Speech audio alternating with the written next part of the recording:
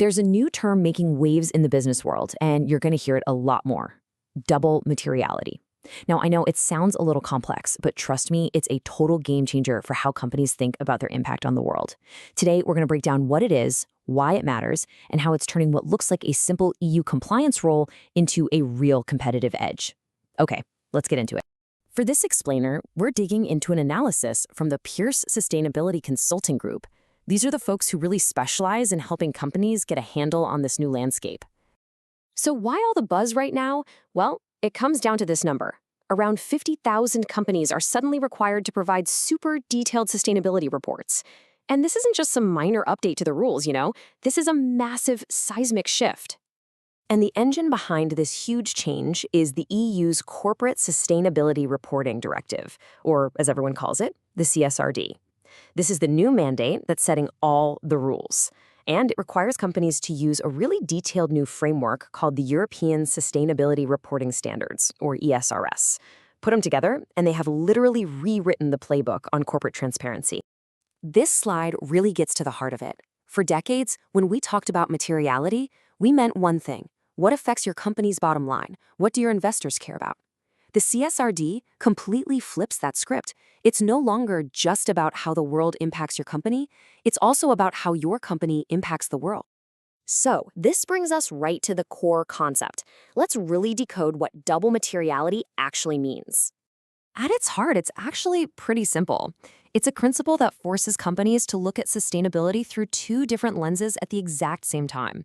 First lens: how do things like climate change or social issues affect the company's performance? And the second lens: how do the company's own operations affect the environment and society? It's this dual perspective that's now mandatory. And this slide lays it out perfectly. The best way to think about it is like a two-way street. On one side, you've got financial materiality. That's the outside-in view: how do things like climate risk or supply chain chaos hit your company's value? But on the other side of the street, you have impact materiality, the inside-out view. How do your carbon emissions or your labor practices impact the world? The CSRD says you absolutely have to report on both, no exceptions. Now, I know what you might be thinking. Okay, fine, it's an EU rule. We're not based in Europe, so we're good, right? Well, not so fast. Let's talk about why this is a much bigger deal globally. And this is the million-dollar question for so many businesses right now. Does this whole CSRD thing apply to your company, even if your headquarters are in the US or in Asia or somewhere else entirely? The answer, for a surprising number of companies, is a big yes. These rules reach way beyond the EU's borders. If your company has securities listed on an EU market, or if you do a significant amount of business there, we're talking over 150 million euros, or even if you're just a key supplier to an EU-based company, you're probably on the hook. You can see the net here is cast incredibly wide. So, here's the crucial point. While the CSRD is definitely a set of rules you have to follow, this isn't just another compliance headache. The companies that are getting ahead are seeing this as a massive strategic opportunity. And here's why. When you do this assessment right, you unlock some serious value. It gives you incredible risk foresight, right? You might spot a water shortage in your supply chain years before it becomes a full-blown crisis. It sparks innovation, maybe pushing you to create a new recyclable product that your customers will love.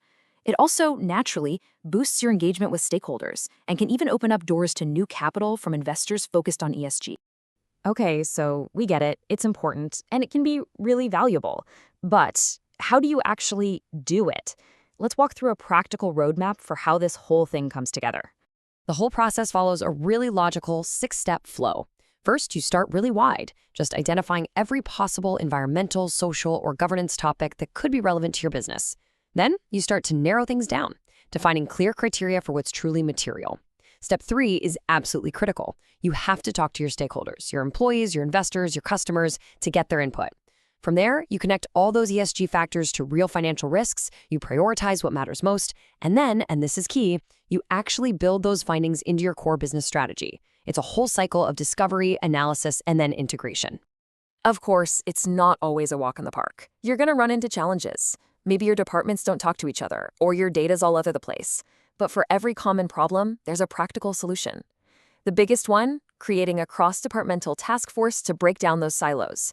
And to get your board on board, you have to show them how all this impact stuff connects directly to long-term company value. And listen, this is definitely not something you can cram for at the last minute. A best practice timeline starts a full year out. That's when you do your planning and assign roles. At the 9-month mark, you're deep in workshops and mapping out who your key stakeholders are. By 6 months, you're running the assessment and locking in your priorities. And those last 3 months are all about documenting everything for your CSRD report before the big launch.